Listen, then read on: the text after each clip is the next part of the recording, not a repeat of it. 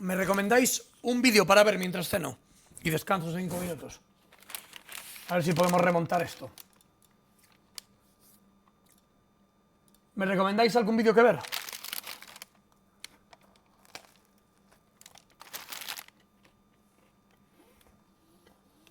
Vaya día, ¿eh? Carretera secundaria. El único por caso donde que el FBI sigue sin poder resolver. Interesante, ¿no? Detrás del enigma.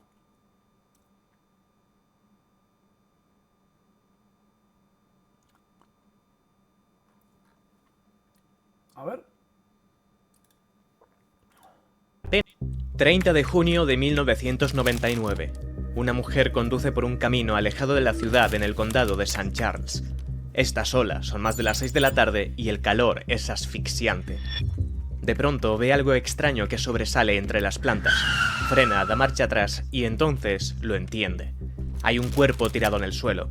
Está boca arriba, medio oculto entre los arbustos. La mujer grita, se da la vuelta y corre hasta el coche. Conduce a la gasolinera más cercana y desde un teléfono público llama al 911. ¿Quién coño a las 6 de la tarde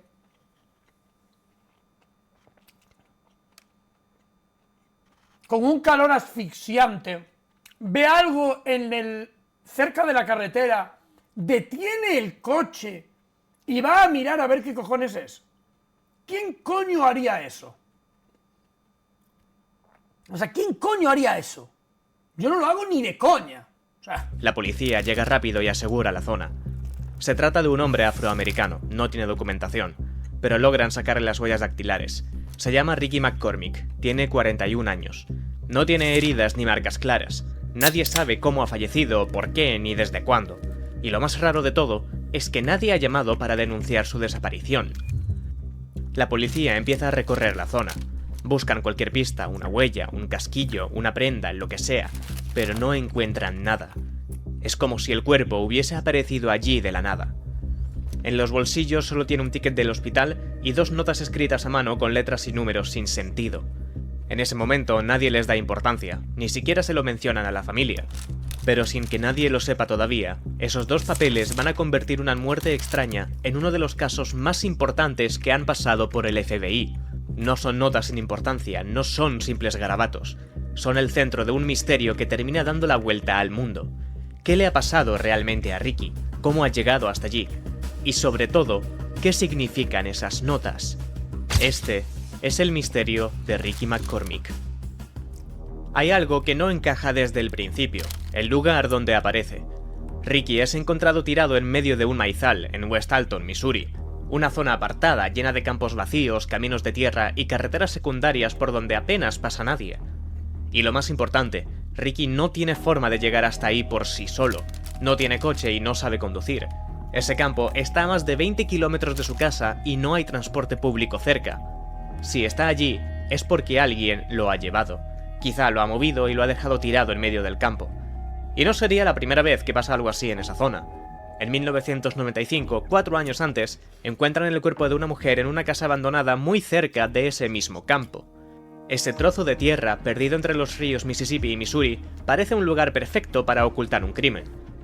Pero por más que la policía busca, no encuentra nada que indique que alguien más ha estado allí. Y la autopsia tampoco resuelve nada. El 27 de junio de 1999... Si una persona no tiene familia y no tiene amigos muy cercanos, debe ser bastante fácil matarlo y que nadie se dé cuenta. ¿No creéis?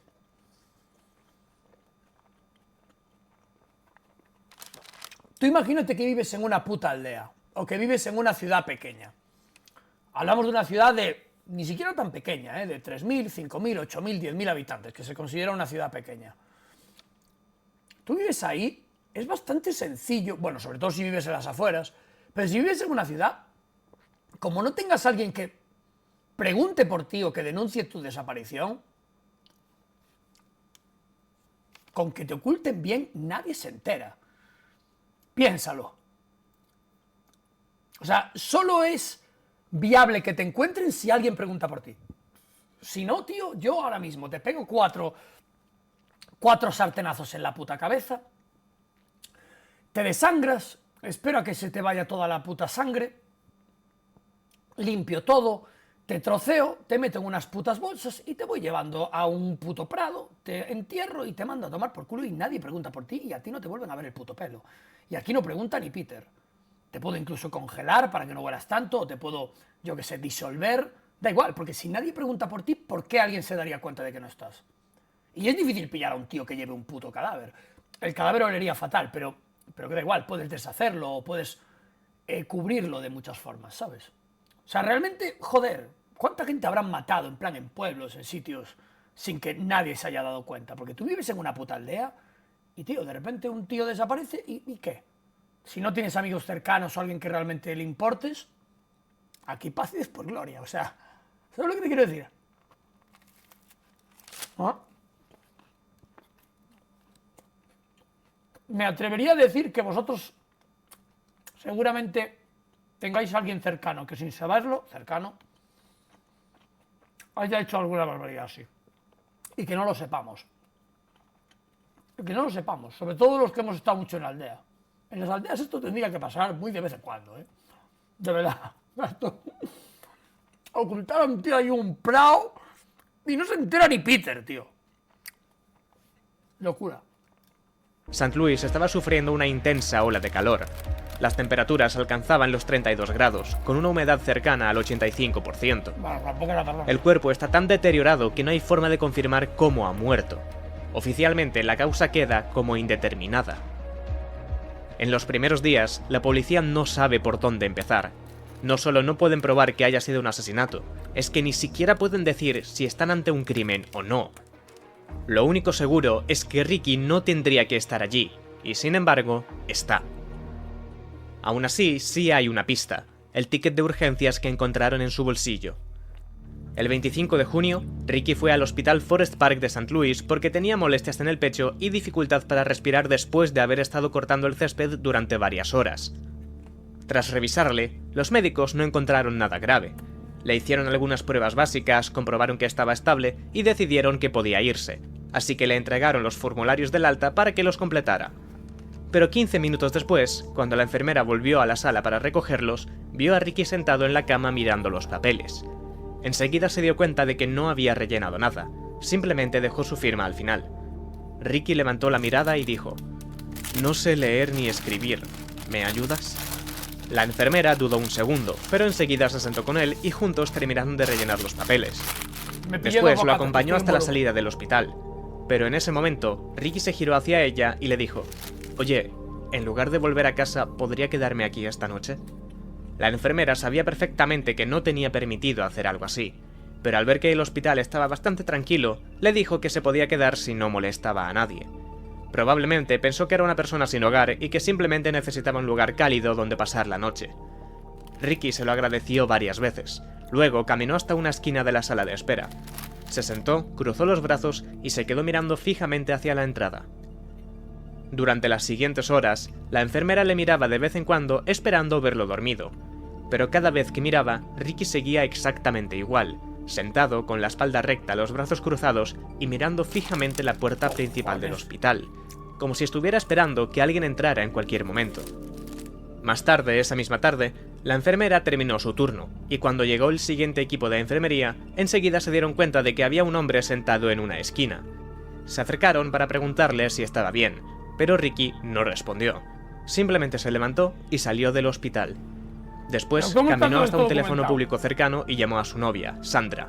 Ricky le explicó que había pasado la noche allí. Ella le pidió que fuera a su apartamento, que quería cuidarle, que si no se encontraba bien podía ayudarle. Pero Ricky se negó. Le dijo que primero iba a caminar hasta una gasolinera cercana para comer algo, y que después... Nah, yo creo que la mitad de esta historia es invent. Puede estar bastante basada en hechos reales, pero aquí se está flipeando cosas, o sea... Pero vamos a ver, ¿qué tenía? Un puto GPS y un tracker con micrófono para saber todo esto, o sea... Me parece una puta fumada, ¿cómo coño vas a saber todo esto? La llamaría. Sandra llevaba semanas preocupada por Ricky. Últimamente se comportaba de forma muy paranoica. Cada vez que estaban en su apartamento y alguien caminaba por el pasillo, se ponía nervioso. Cuando Sandra le preguntaba qué estaba pasando y por qué estaba así, Ricky nunca respondía. Además, esta era la segunda vez esa semana que Ricky había ido a urgencias. Unos días antes había estado en otro hospital de St. Louis. Allí también dijo que tenía dolores en el pecho y que no podía respirar. Los médicos lo ingresaron durante un par de días, pero finalmente llegaron a la conclusión de que no tenía ningún problema físico. Y lo cierto es que eso encajaba con su historial. Ricky llevaba tiempo con problemas mentales, era conocido por inventarse cosas constantemente. A veces decía que era un cantante muy talentoso que estaba a punto de irse de gira. Otras veces afirmaba que en realidad era un príncipe, e incluso decía que estaba estudiando para ser médico. Sin embargo, a pesar de que sus amigos y familiares le insistieron muchas veces para que buscara ayuda, Ricky nunca recibió tratamiento. Días después, un trabajador de una gasolinera le cuenta a la policía que el 26 de junio Ricky compró un perrito caliente. Y al día siguiente, el 27, volvió a verlo. Ricky entró otra vez, compró algo para comer y se fue. A partir de ahí, el rastro desaparece. La policía se queda sin nada con lo que trabajar, así que empiezan a hablar con personas cercanas a él. Es ahí cuando su novia le cuenta a la policía que Ricky hacía viajes como mula para ganar algo de dinero rápido. Él cogía un bus desde St. Louis hasta Orlando y se quedaba durante 2 días en un motel barato.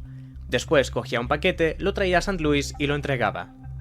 Pero después de su último viaje, el 15 de junio, algo había cambiado. Parecía mucho más asustado y cada vez más nervioso.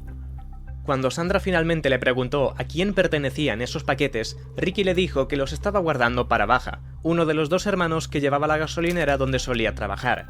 Y eso cambia las cosas, porque aquella gasolinera no era precisamente un sitio tranquilo. Arrastraba problemas y un ambiente bastante turbio desde hacía tiempo. El dueño era Yuma Hamdullah, que había contratado a su hermano Baja para ayudarle. El problema es que los dos no se soportaban. Yuma intentaba mantenerse en un segundo plano sin llamar demasiado la atención.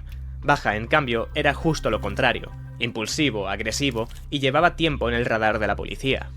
De hecho, ese mismo mes fue arrestado por agredir a un hombre sin hogar llamado Elrow Carr. Según Elrow, Baja estaba intentando echarlo de la zona, pero cuando él se negó, Baja decidió ocuparse del problema él mismo. La policía le arrestó y Elrow presentó cargos. Pero 2 semanas antes del juicio, murió tiroteado en su coche misteriosamente. Y sin nadie que pudiera testificar, todo quedó archivado. Los detectives que trabajan en el caso de Ricky McCormick saben que Baja es un sospechoso clave. Tiene vínculos conocidos con pandillas en toda la ciudad de St. Louis. Pero justo cuando todo empieza a encajar, aparece un nuevo sospechoso aún más peligroso: Gregory Lamar Knox. Un informante confidencial le dice a la policía que había escuchado rumores de que un hombre llamado Gregory había cometido el asesinato de un hombre de color que trabajaba en una gasolinera de Shaw Avenue. Gregory era un traficante habitual de la zona que tenía muy buena relación con los Hamdallah y con otros grupos violentos.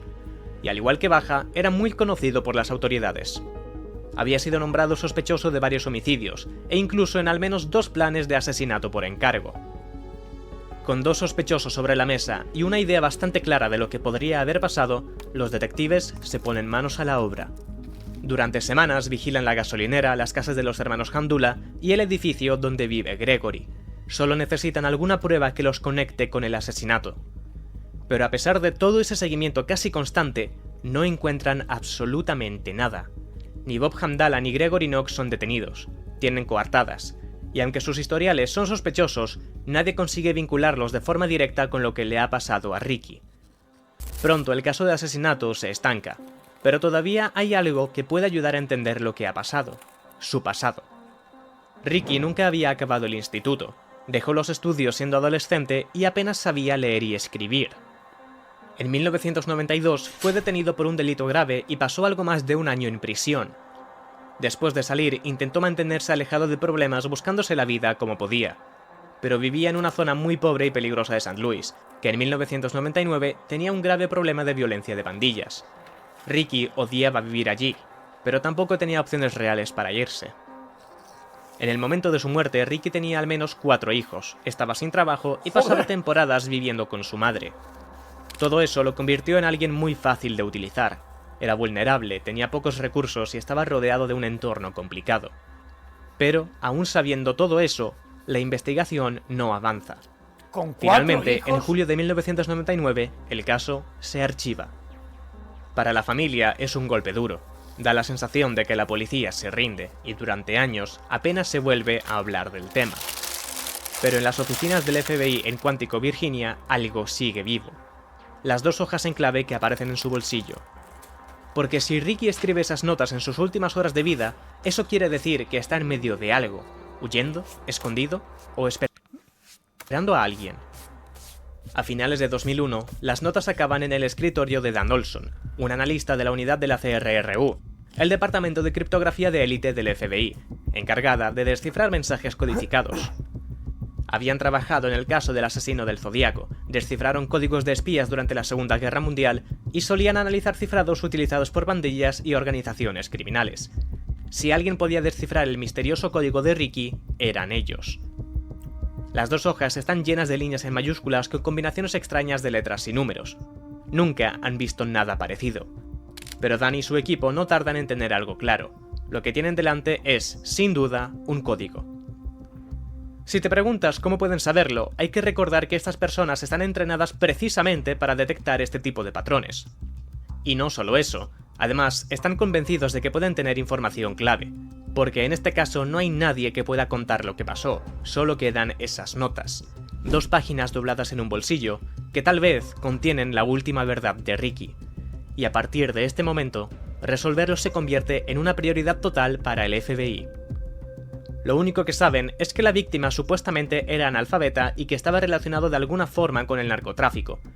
De hecho, ni siquiera estaba claro si Ricky había escrito esas notas. Existe la posibilidad de que no sean de Ricky, sino del propio asesino. Algo parecido a lo que hizo el asesino del Zodíaco con sus famosos códigos. Pero si realmente fuera así, la pregunta es ¿para qué? Quizá para despistar a la policía y desviar la atención a una pista. El asesino del Zodíaco no llegó a ser descubierto, ¿verdad? Creo recordar. ¿No? Creo que no lo acabaron descubriendo, ¿verdad? Ah, de viejo sí. Oh. Ah, cuando ya estaba muerto. Ah, ya muerto, lo pillaron. Ah, o sea, no lo pillaron en vida, vamos. Vale. Falsa. O sea, en cualquier caso, esas notas son la única pista real que queda. Y Dan y su equipo no están dispuestos a pasar nada por alto. Lo primero que hace Olson es contar cuántas letras hay, buscar repeticiones y comprobar si hay algún patrón. La estructura y los patrones de letras y símbolos indican claramente que hay intención detrás de ese texto.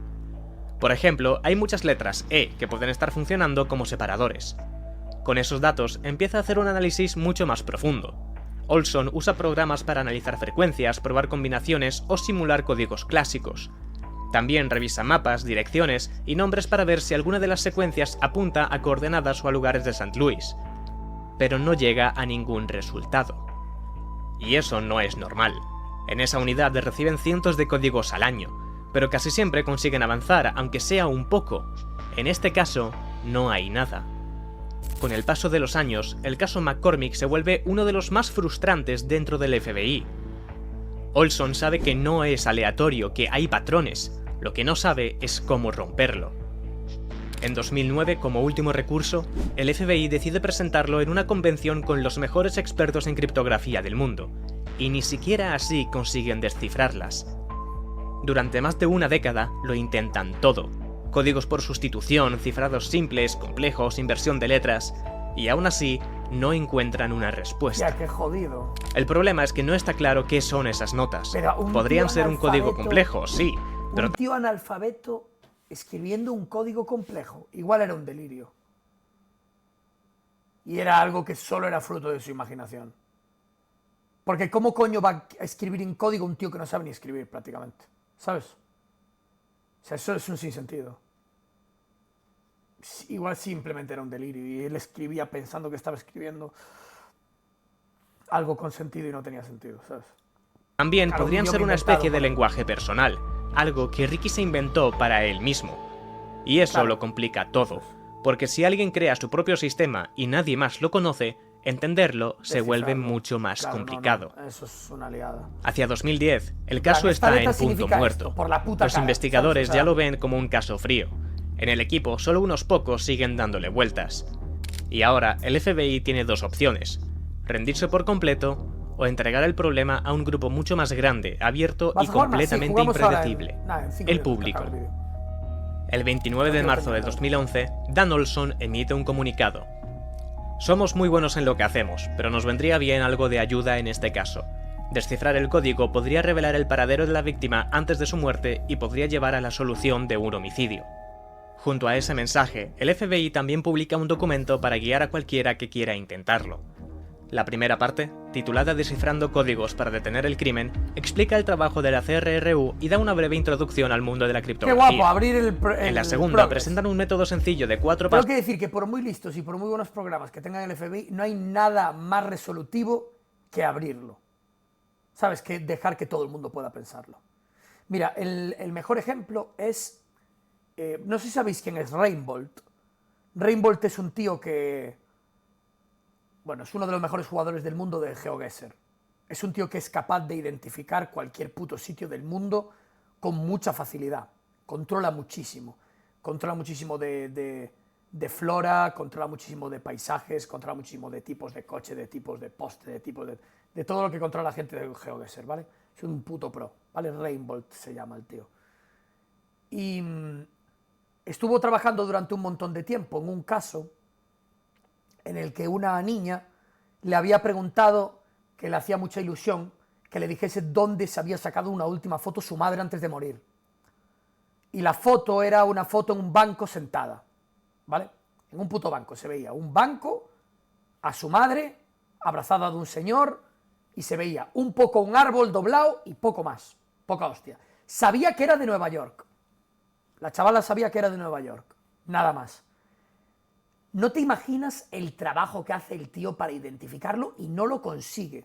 Este tío lo identifica todo, pero ha identificado, pero yo qué sé, gente en el medio de un puto desierto, gente en medio de un bosque, tal, y lo consigue identificar por algún patrón aéreo, porque se ve un avión yendo en esta dirección y no sé qué, y mira los aviones sabiendo que la foto se sacó este día, los aviones que iban en esta dirección, en esta zona, bueno, una fumada, es una puta fumada, o sea, es realmente gente muy inteligente, es una puta locura, la verdad, o sea, yo estoy lejísimo, o sea, ahí es cuando realmente ves lo resolutiva que es la gente realmente inteligente y no nosotros, ¿no? La gente que tiene una capacidad de deducción, de interpretación de la realidad brutal, es súper bestia. Bueno, pues este tío no lo había conseguido. ¿Y sabéis cómo consiguió resolverlo? Porque subió un vídeo y lo abrió a todo el mundo, y el vídeo lo vio 1,5 millones de personas. Y siempre hay alguien más listo que tú. Siempre hay alguien más listo que tú. Y lo encontró gracias a eso. Si no, no lo encuentra ni de coña. Era un puto parque por ahí perdido en Brooklyn. Y bueno, eso para encontrarlo, buena suerte. Es imposible. Y eso que sabes que es Nueva York. Imagínate que si te dicen que es Estados Unidos. O que te dicen que es en el mundo, que no sabes ni dónde. Generalmente te dan algún patrón, hombre. Te dicen, vale, pues seguramente sea en este país o este, ¿sabes? Pero es una pasada. Y la única forma de resolverlo, bueno, es esto, mira. Que lo podéis ver vosotros porque seguro que os mola.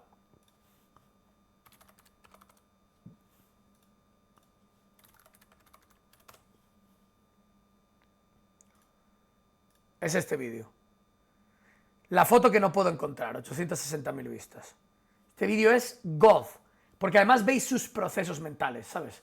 Se pone a contar árboles en todos los putos sitios, bancos. Tiene que pensar en bancos que hayan podido ser sustituidos. Habla con con todo lo gubernamental, habla con los ayuntamientos y tal, para decir cada cuánto tiempo se puede sustituir un banco, porque claro, puedes haber sustituido el banco y que el banco se ponga, pero claro, el banco no tiene por qué estar ahí, porque muchas veces cuando sustituyen los bancos de un parque, los cambian de sitio en función... Bueno, es una puta liada, es un quiz jodido, Muy Pasos jodido para analizar sistemas de muy cifrado. jodido, muy jodido. Paso 1. Identifica el idioma.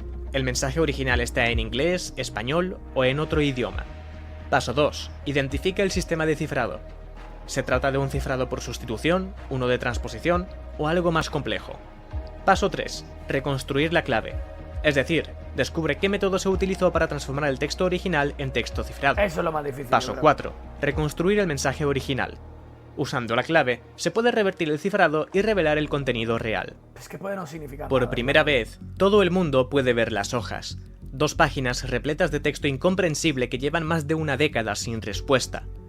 Pero ahí también nace la polémica, porque la familia de Ricky descubre en ese momento por la prensa que existen esas notas. Nadie se lo había dicho antes. Hostia. Su madre, Frankie Sparks, se queda en shock. Dice que su hijo apenas sabía escribir, que lo único que podía poner era su nombre. Es imposible que haya creado un código. En pocas horas, la página del FBI donde están publicadas las notas colapsa por el tráfico. Medios de todo el mundo empiezan a hablar del misterioso código de aquel hombre encontrado en un campo de maíz. Reddit, foros, blogs, canales de YouTube, todos empiezan a llenarse de teorías. El volumen es tan grande que tienen que crear una página específica solo para recibir teorías y posibles soluciones. Durante días, miles de personas intentan descifrarlas. De entre todos, un usuario se da cuenta de que hay muchas cadenas de caracteres que se repiten. Algunas palabras aparecen varias veces, y cuanto más corta es la secuencia, con más frecuencia aparece. Eso le hace pensar que podría tratarse de un cifrado clásico, algo como Vigenère, donde ciertos patrones tienden a repetirse. Pero al mirar los datos, esa idea empieza a fallar. El índice de coincidencia es demasiado alto. Este índice mide con qué frecuencia aparecen ciertas letras y sirve para saber si un texto sigue los patrones de un idioma real.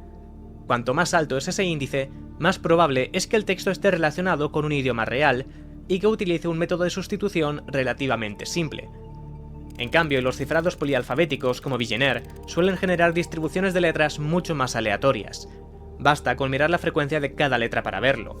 La letra N aparece 90 veces, la S 99, y la más común de todas era la E, 135 veces. En inglés, la E es la letra más común, pero ese patrón debería aparecer en el mensaje original, no en el texto cifrado. Esto lleva a algunos usuarios a plantear otra posibilidad. Quizá no es un cifrado por sustitución, sino por transposición. Un cifrado de transposición no cambia las letras, simplemente cambia su orden siguiendo algún tipo de regla o algoritmo. Por eso las frecuencias de las letras siguen siendo las mismas que en el texto original. El problema es descubrir cuál es esa regla. ¡Hostias! Y eso no es algo que puedas resolver simplemente metiendo el texto en un programa que reorganice letras.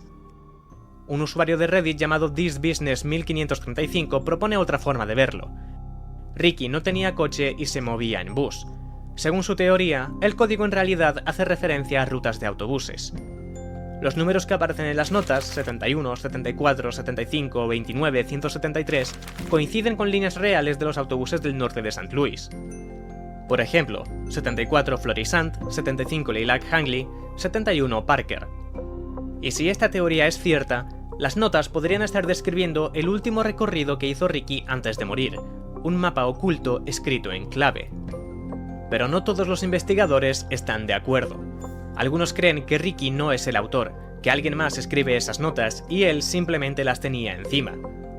La que más ha defendido esta idea es Elonka Dunning, una criptógrafa profesional que lleva años analizando este caso. Pero vamos a ver, esto es facilísimo de saber. Miras cómo firmaba y cómo escribía y miras las putas notas y ya está. Quiero decir, es que esto lo resuelve un niño pequeño. Lo primero que haces, vas a su puta casa, miras todas las putas letras y aunque no supiese prácticamente escribir, cosas escribiría alguna vez. Aunque sea su nombre. Y ya está. Y ves si la tipografía es la misma. Ya está. Según ella, las notas son instrucciones cifradas de una red criminal. Y Ricky habría sido usado para transportar ese mensaje, nada más. Quizá ni siquiera sabía lo que significaban los papeles. Solo tenía que entregarlos. Además, Ricky no tenía conocimientos suficientes como para inventar un código tan difícil. Y en sus últimos días estaba muy ligado a gente peligrosa. La familia Hamdallah, el traficante Gregory Knox. No sería extraño que alguien le diera una nota para entregar y luego se deshiciera de él. Y hay patrones que parecen encajar con esta teoría. Por ejemplo, combinaciones como NCBE, que podría traducirse como No Cash Being Exchange, no se intercambia dinero. Es una teoría que tiene lógica. Es que además acaba después del número.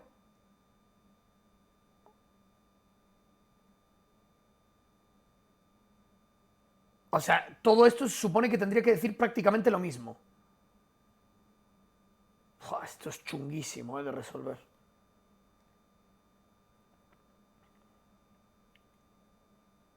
Chunguísimo, con puntos, interrogaciones. Wow. Pero como siempre, no hay pruebas. Muy chungo, Nadie ha podido demostrar que el mensaje está realmente relacionado con una red criminal. Y el FBI cree que Ricky sí escribió esas notas. Aunque tuviera poca educación, Ricky pudo inventar un sistema propio, algo que solo él entendía. Hay casos parecidos, personas que crean códigos raros para escribir cosas personales. usan iniciales, acortan palabras o sustituyen letras por números. Es posible que Ricky hiciera eso. Otras personas creen que las notas no tienen ningún mensaje real. Ricky sufría problemas mentales. Su madre explicó que él solía escribir cosas que no tenían ningún sentido. Creía que escribía bien, pero solo eran letras al azar.